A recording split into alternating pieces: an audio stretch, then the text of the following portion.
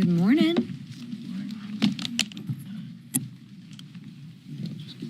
Oh, yeah. See? Yeah. So good morning, everyone. I want to start with last week. Videos of protesters yelling at members of Congress went viral, right? But the content focused on the confrontation, not the why. Some of the people that hijacked those town halls are happy with the bloated status quo. They want the bloated status quo to continue. They don't want to get our country back on track. And to make matters worse, even the DNC chair openly suggested that the outrage at the town halls across the country was orchestrated. But here's the truth. Getting us out of nearly $37 trillion in debt, it's not going to be easy. President Trump and the White House Republicans have started the conversation on wasteful government spending. And 77 million voices outweighed those voices at the town halls. We got our marching orders. We listened to the American people, and they told us they wanted change. And buckle up, because that's exactly what we're giving them. And our friends on the other side of the aisle, please keep going down the path of defending and even advocating for government waste, fraud, and abuse. The message they all are sending is clear, and we see whose side they're on. Look no further than their newest messaging strategy. The minority leader unveiled it last week. It's called Share Your Story. Can you guess whose story they're sharing? It's government employees, like a locksmith from Yosemite National Park. Not the stories of lives lost due to illegal immigration. They're not asking to share those stories. Not the stories of innocent lives that were lost due to fentanyl that came from across the border. Not the stories of hardworking Americans struggling to make ends meet. Democrats are sharing the stories of government employees. And this sad attempt of fear-mongering that makes Democrats look even more deranged. It is absolutely insane that they think making government work more efficiently is a bad thing. Remember that government efficiency is a constitutional crisis in the Democrats' minds. They continue to defend and advocate for waste, fraud, and abuse. They don't want it to stop. Democrats are ignoring the American people and siding with the swamp. They keep defending DEI employees and USAID, while Republicans fight the bloated and inefficient bureaucracy, and we fight it for the American people. For years, we've heard about delays at the IRS, lost Social Security checks, mistreatment at the VA. Did the Democrats do anything about it? Did they set up a listening session to have people tell their stories? No, I think they only care about Washington and bloated bureaucracy in DC. It is truly a shame, despite the American taxpayers' wishes. They're doubling down on the broken system, and they are the ones that broke it. While Democrats keep displaying their derangement, telling out-of-touch stories, let's talk about those who can't tell their stories. Like Lincoln Riley, who was raped and murdered by an illegal alien. Did the Democrats tell their story? How about Zach Cullen, who died of fentanyl poisoning? Did the Democrats set up a hotline to listen to their stories? Or how about a pastor in Michigan, Stephen Singleton, who was killed by an illegal immigrant? Did they tell their stories? No. And you know why? They can't tell their stories because they're dead. Yet Democrats are soliciting sob stories from bloated bureaucrats with six-figure salaries. Give me a break. Now, it's time for us to tell our story. And that's what we're going to do. We're going to turn our attention to this week. House Republicans will focus on saving lives and taxpayer dollars. Then President Trump has been clear. He wants one big, beautiful bill that unlocks his full agenda, not just part of it, everything. And that's what our one big, beautiful bill does. This week, House Republicans will take the next steps in the process to deliver President Trump's full agenda. The House budget resolution invests in border security and our national defense. It also saves taxpayer dollars by rooting out waste, fraud, and abuse. It will encourage investment in the energy industry to increase production and to actually lower costs. If we don't pass this bill, Americans will suffer the largest tax increase in history. The Budget Committee passed it with unanimous GOP support. And remember, this is just the starting point to unlock the process. After the resolution passes, committees will begin the real work, the work to find savings and create investments, savings in our budget to make America competitive, and investments to make our country secure. That's what the president and the American people want. And who would go against their agenda? We're helping the president keep his promise because the American people gave us a decisive mandate. Secure the border, unleash American energy, restore peace through strength, and make America competitive again. If we remain united, we can pass this transformational legislation. And when we do, we will be remembered as the most successful conference in American history. I will now turn it over to Rep. Tim Moore from North Carolina to speak about the budget as he serves on the Budget Committee. Thank you. Thank you, ma'am. Excuse me, sir. Good morning. I appreciate the opportunity to join the Republican leadership team today in support of this House budget resolution that puts America back on the path of fiscal responsibility and economic prosperity. Before coming here, I guess I've been a member about, 6 weeks so far. It feels a lot longer, Mr. Speaker, like just saying. The time I've been here, I've had the opportunity to see how things work, but for 22 years as a member of the State House, 10 years as Speaker of the State House, had a part in changing our budgets that made North Carolina one of the most competitive states in the country. We took a budget shortfall and turned that into a surplus. We cut taxes. Frankly, we did a lot of the things that I'm seeing this leadership team work to try to do here at the national level. And that success ultimately happened then and will happen here because we prioritize taxpayers, the real hardworking people, and not bureaucrats. You know, as a member of Congress, I want to help bring that same common sense attitude and track record that we did in the states here. And I can tell you that all of the new members of Congress have come in with that same view of what can we do to help move the country in the right direction. The American people spoke this year. They spoke loudly. President Trump is in the White House. You have a Republican majority in the House, a Republican majority in the Senate, and these bodies are ready to go to work to get this done. This bill is a huge step forward in that direction, addressing energy independence, addressing the border, finally reining in out-of-control spending. It's great to see this happening. You know, they say the definition of insanity is to keep doing the same thing over and over and over again to expect a different result. Finally, we see real change in Washington to get this spending under control. And there's a lot of fear-mongering out there right now, people claiming that this is going to be cut and that's going to be cut. Look, nobody's going to want to hurt hardworking American people. That's not anywhere in here. Those are frankly just lies that some folks are telling. This bill is going to rein in wasteful spending. It's going to rein in fraud. It's going to rein in abuse. It's going to do all those things. And I just want to give a shout out to the leadership team really for being so engaging.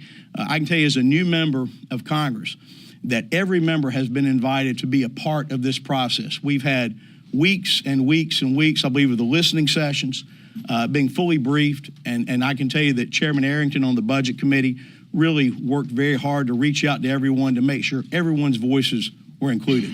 So I'm proud to be here with the leadership team today and proud to be in support of this budget bill. Thank you. Good job.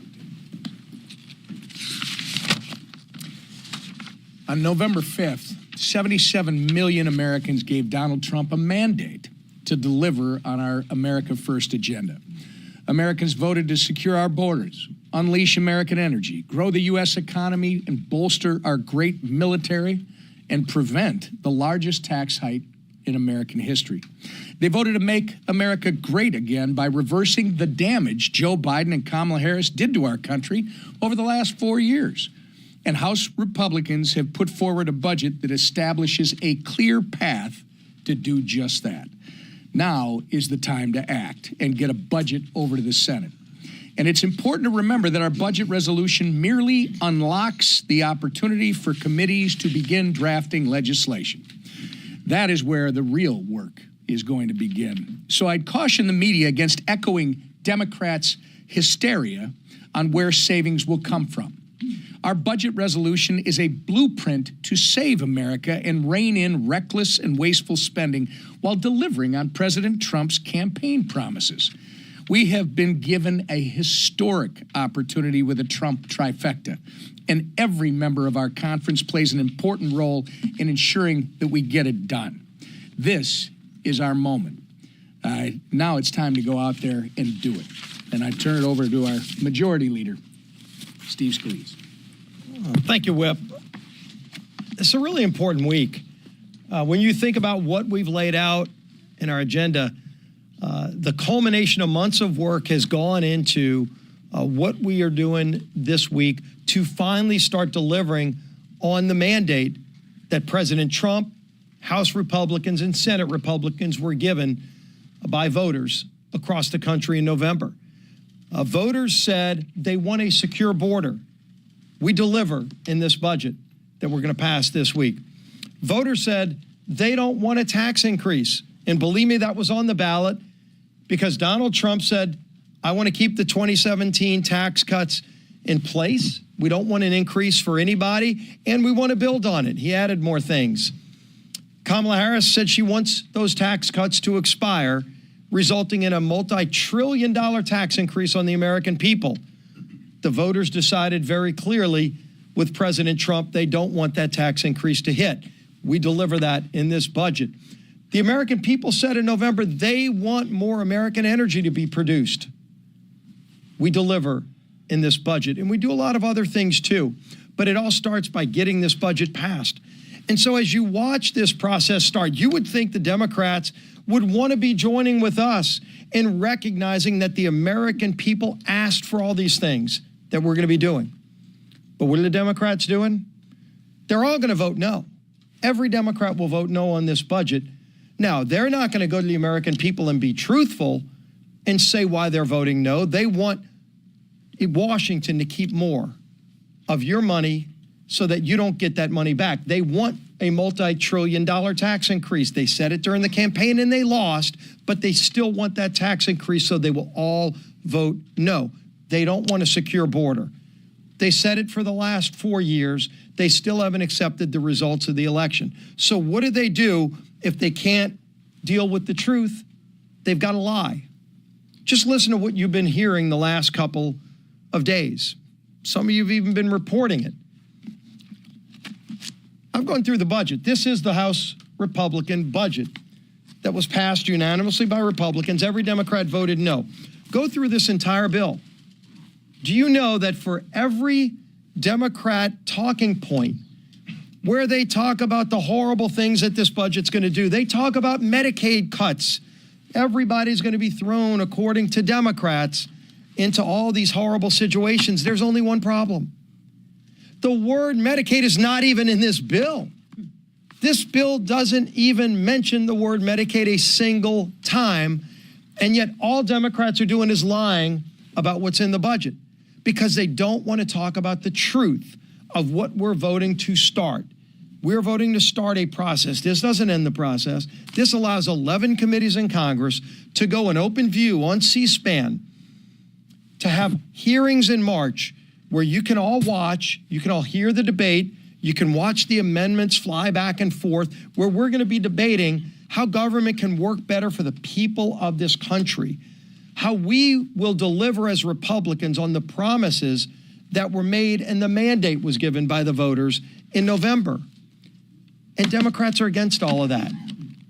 And so instead of just sitting back and licking their wounds that they're completely out of touch with the American people, their only choice is to resort to lying about what's in this vote today. There is no Medicaid in this bill.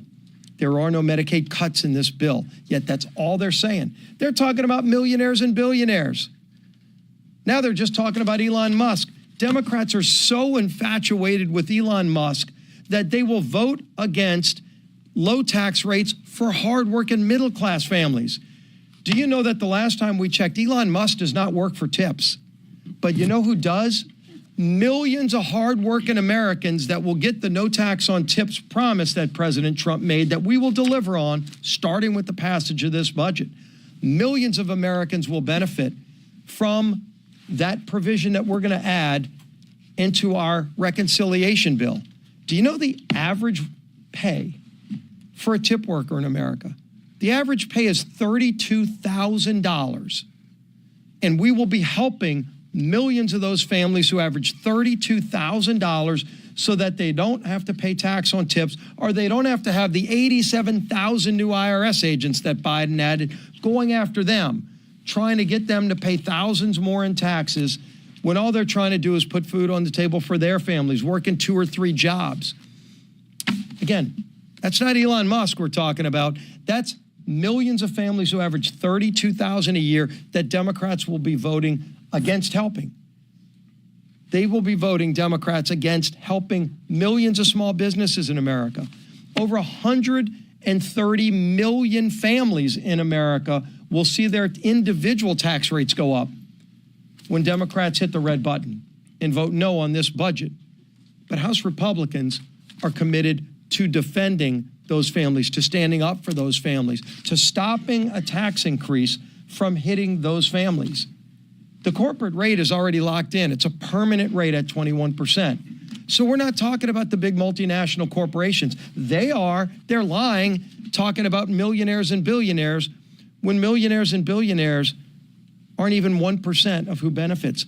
99% of the people that would see a tax increase with a no vote are people that make less than $1 million. Less than $1 million.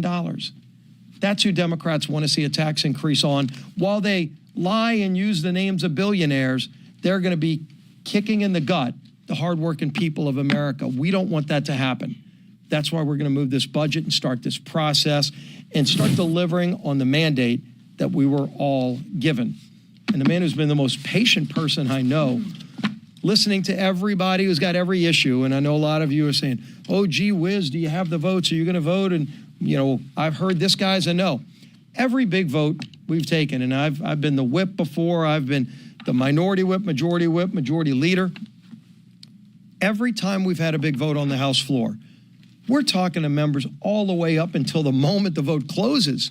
During the vote, we're talking to members. Go look at every big vote we've had. Today is no different.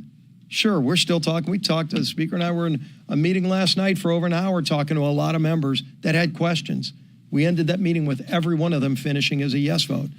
We still have more conversations to have today, just like we do on any day of any big vote. So we're not going to stop working because millions of people are counting on us to deliver for them the mandate they gave us. Introduce to you the Speaker of the House.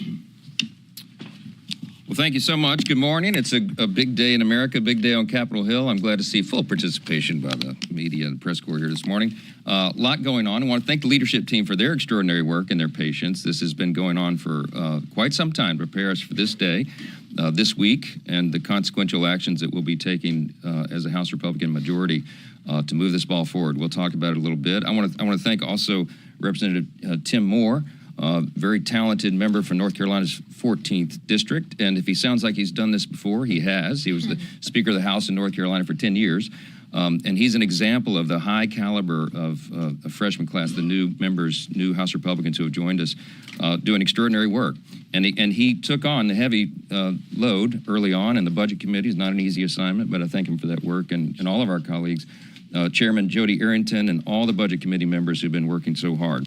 Before we get to that, let me just say, last week marked 1 month of the Trump administration. It's just been a month. It seems like much longer than that because so much has been accomplished. What a difference the last 30 days have made. America, once again, has a real leader in the White House. And you see the effects. He's taking action to make America safer, stronger, and more efficient. And we are delivering on our campaign promises. It was not just the promises of President Trump, it was the promises of House Republicans. And just as we promised, I was on the campaign trail all last year, as you know, went all around the country. And I told them these things would happen. Just as we promised, by using his executive authority and instructing federal agencies to follow the law, illegal border crossings are now down dramatically. And you've heard some of the numbers. Illegal alien encounters are down 87%. Known gotaways are down 93%. This is what real leadership looks like. And deportations of violent illegal aliens are well underway, as you know. In other areas, just as we promised, on the world stage, America is showing strength again. We maintain peace through strength. That's a core principle of our party. President Trump understands that. He more than understands it, he acts upon it. Before he even took office, he secured a ceasefire agreement and a return of hostages in Gaza. Colombia quickly reversed. They reversed their course, and they vowed to accept citizens who were in America illegally from that country. Canada and Mexico quickly agreed to bolster their border security. Canada now has a border czar, and they're going to help us make sure that fentanyl doesn't flow over that border. Just as we promised, President Trump is making transformational change to the bloated federal bureaucracy. Every single person understands the government is too big, it does too many things, and it does almost nothing very well. We've got to fix that, and we will. The DOJ auditors are doing work that Congress has not been able to do because we could not crack the code. We could not get inside these agencies to get the very important information that we have long needed. But they have found tens of billions in waste, fraud, and abuse, and it's only been a month. That process continues. Just last week, DOJ uncovered a $2 billion grant to a Stacey Abrams-affiliated group that only had $100 in their bank account, a cheap website, and zero experience in managing energy projects. That was the subject of that grant. Just one glaring example of the enormous misuse of taxpayer dollars, and we're finding that. Every day we're learning more and more about what has been hidden from Congress for so long, and this is going to change the way the federal government works and operates. It is truly transformational. Just as we promised, as President Trump works to clean up the mess President Biden has made, congressional Republicans are taking action to do the same. Last week, Leader Scalise released a list of Biden administration rules that House Republicans will roll back through the Congressional Review Act legislation. This week, you're going to see that. You heard a little bit about it. We'll focus on the EPA rule. This EPA rule imposes a significant fee on methane emissions from oil and gas, natural gas facilities. And what the effect of that is that it raises prices and it reduces energy production, domestic energy production. It makes no sense. We'll also roll back a Department of Energy rule which effectively bans certain natural gas water heaters from the market. Democrats, rather bizarrely, chose home appliances as their target of their Green New Deal agenda. And House Republicans will stand up for consumer choice and common sense and overturn this rule. Not only are we taking action to roll back Biden's agenda, we're also working to codify President Trump's agenda. We can't allow a future administration to unwind all of these important reforms. So we're planning to take up our budget resolution as early as today, which is a major step, as you know, to unlock the process in delivering President Trump's America First legislative agenda. We're very close right now. As you just heard the Leader Scalise, explain, there's always more work to do right up to the end for a big vote like this, and this is a big one. We're very, very close, and we're excited about the progress, and I'm very positive, and I'm absolutely convinced we're going to get this done. There's a lot of misinformation about the budget resolution. You've heard some of this being cleaned up this morning. I won't repeat it all. But this resolution itself contains no policies. It is a framework only, and it's the product of months and months of work completed with the input of over 95% of the individual members of the Republican conference. We held dozens of listening sessions. We met with nearly every member of the conference multiple times, and truly this has been a bottom-up approach to the process. So we're proud of the final product, the work product, and again, it's sort of the kickoff in what will be a four-quarter game, and that very important, very consequential game begins as soon as we get this thing passed. This has been necessary because we promised to deliver President Trump's full agenda, not just a part of it. We're not just going to do a little bit now and return later for the rest. We have to do it now. And that one big, beautiful bill will include securing the border, restoring America's energy dominance, dismantling the deep state, growing our economy and ensuring we don't have the largest tax increase in U.S. history, as was just recounted here, and a return to peace through strength. We do not have time to waste. The American people are expecting us to deliver on this, and we will. And House Republicans need to unite so we can keep this process moving forward, and I think they all understand that. We're working right now to get everybody on board. I think everybody wants to be on this train and not in front of it. And so we're going to answer the remaining questions and get everybody on board, and we're going to deliver on that mandate that we told the American people that we would do. That'll take a couple questions. Mr. Speaker, you said that this is just the start of the process. Can you say unequivocally that further down the line there won't be any cuts to Medicaid programs? Yeah, so look, let me clarify what we're talking about with Medicaid. Medicaid is hugely problematic because it has a lot of fraud, waste, and abuse. Everybody knows that. We all know it intuitively. No one in here would disagree. We had a hearing in budget just last week, or week before last, and they asked the experts, and the estimate is, I think it's $50 billion a year in fraud alone in Medicaid. Those are precious taxpayer dollars.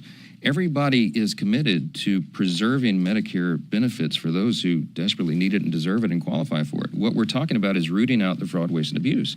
Every taxpayer, it doesn't matter what party you're in, you should be for that because it saves your money and it preserves the programs so that it is available for the people who desperately need it. That's what we're about, and that's what you're going to see happen. We want to make sure that illegal aliens who do not qualify are not on the rolls, and we know that they are in many places. We can achieve a lot of savings with that.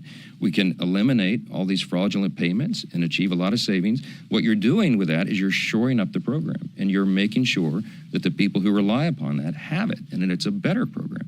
That's what we're talking about. You've heard the president say that. You've heard members of the House Republican Conference say that, and no one else has said anything else, except the Democrats who have ads out that are lying about the intention here. That's the fact. The leader just held up the resolution. Do a word search for yourself. It doesn't even mention Medicaid in the bill. So that's the important part. To clarify, some of the savings will have to come from Medicaid. I just explained those categories of savings. I just explained that. So watch how the process plays out over the coming weeks, and you'll see what we're talking about. Yeah. Thank you, Mr. Speaker. Should Elon Musk allow President Trump's cabinet picks to make their own decisions on personnel? I'm not going to tell the executive branch how to operate. I've got enough to handle over here in the legislative branch. But I will say that I think the vast majority of the American people understand and applaud and appreciate the DOGE effort, the goal to scale down the size and scope of government. Our party is committed to that as a core principle. We always have been. And the reason we're excited about what Elon Musk and the team at DOGE are doing, the end result of that is going to be achieving the goal that we've always had, and that is to make government more efficient, just as the name of that operation and that project implies. And if we can save $1 trillion in fraud, waste, and abuse, which Elon has said in recent weeks and told me in his office a couple weeks ago, he thinks it's very possible this year to identify and eliminate $1 trillion of waste of your taxpayer dollars. You ought to be standing up and applauding that, and we all do. Yeah. On immigration, President Trump has long said that he wants to help the dreamers. What is the Republican, the House GOP conference plan to do that? Will dreamers be part of the budget reconciliation? Yeah, well, you can't do big policy changes in reconciliation. As you know, it's limited to what you do with the budget itself. But there's lots of talk about big changes to immigration policy. I came off the House Judiciary Committee before I was Speaker of the House. For almost 8 years, I served there. And when in my first 2 terms, we worked really hard on comprehensive immigration reform. And I learned firsthand how difficult and complex that is. So there'll be a lot of thoughtful discussion about that. We're not on those issues right now, but it will come, I think, later in this Congress because we understand the immigration system has been broken. Securing the border was the first and most immediate priority of the American people, and that's what's happened here. The president has done it with executive orders. We now have to codify that. When we get to that, then we'll be addressing the rest of the issues. Yes, ma'am. Yeah. Mr. Speaker, President Trump called Zelensky a dictator and has falsely claimed that Ukraine was responsible for the war that Russia started with its 2022 invasion. You guys were off when he made those comments. I haven't heard you respond, especially to the dictator comment. And I wanted to know what you think of Mr. Trump's comment and also how the administration's position on Ukraine. Have you rethought your move to bring Ukraine aid to the floor last year? Well, Was that yeah. still So the supplemental last year was to put Ukraine in the position where they are right now, to be in a posture where a peace negotiation could take place. I said for more than a year on the campaign trail that I knew that when President Trump was elected, he would be the changing agent. He would be the force who could come in and move both of those parties to the table to negotiate an end. Everybody in the world wants an end to this war. We need to restore peace there. President Trump is fiercely committed to that. Now, he operates in a certain way. He is a great deal maker, as everyone will have to acknowledge, whether they like it or not. He wrote the book, The Art of the Deal, right? And I think of this, I liken this to my former law practice, where we would be engaged sometimes in arbitration or mediation between two parties that were at war, metaphorically. And when you begin an arbitration proceeding, you don't bring both parties into the meeting for that first table set, because they're at odds, right? That wouldn't be productive. So you begin by meeting individually with the two parties. That's what President Trump is doing right now. It's very logical if you stop and think about it. He's met with the Russian side, with Putin's side, through his representatives there, and he's spoken to Zelensky. He's speaking to both parties to set the table, so to speak, for what that negotiation is going to be. This is very productive. He is the only person on the planet who has the ability to make that happen. You have to give the president room to work. His language and his actions and his decisions shouldn't be second-guessed step by step. You have to allow this process to play out. I think he's been very clear. I think he's been very clear about what the objective here is. And when he speaks to those issues, what he's talking about is we want to get Ukraine back to a posture of peace. There's an idea on the table for them to actually be in partnership with the U.S. with regard to production of the precious minerals that are needed. And also, we want to get back to free and fair elections. There, just as we fight for here and we fight for around the world, I think those things are all consistent. And I think President Trump is moving the ball forward in a way that all of us should applaud. Back, third row. Yes, sir. How do you respond to critics like Tom Massey, who kind of argue that this budget resolution will make the deficit worse, not better? And are you committed to having a vote today, or is that potentially going to get delayed? Yeah, so the budget resolution itself doesn't do any of that. The objective and our commitment has always been deficit neutrality. That's the goal here. If we can reduce the deficit, even better. But here's another thing everybody needs to consider. Not only are we working to find savings for the American taxpayer, to find a better, more efficient, more effective use of their dollars, which we are morally obligated to do. We also have a moral obligation to bend the curve on the debt. All of your children, all of our children and grandchildren are going to be saddled with the debt that we're spending right now. It's $36 trillion federal debt. The deficits have ballooned. We have to change that trajectory. Now, you don't turn an aircraft carrier on a dime. It takes miles of open ocean to turn an aircraft carrier because it's such a large vessel. I think the metaphor is obvious here. We can't do it all at once, but we're going to take a big bite out of that. We are going to make a big course correction in this process, and that's why the Republicans in the House and the Senate are so excited about this mission and what we can accomplish with it. So stay tuned on the details. We're going to do this methodically. We're going to do it in a very responsible manner, and we're going to achieve these goals. And we'll be working with all the members throughout the day to get to that. There may be a vote tonight. There may not be. Stay tuned. That's why you get paid. Hang around here. You'll have lots to report on. And what we're working on is to get to. We're working on that. On approps, I'll leave you with that. Our House Republican appropriators have been working very hard and in good faith to negotiate with our Democrat counterparts. The necessary step, as you know, for approps is to get to a top-line agreement. Chairman Tom Cole addressed the House Republicans this morning on the latest developments about how we may be getting close to a number on that. The problem is the Democrats have added something new and different that's never been part of this before. They are trying to add to the appropriations bill a demand that they want us to somehow limit the ability of the executive branch to do its job. They want to tie the hands of the president on what he is able to do with the expenditures in the executive branch. That's never been done before.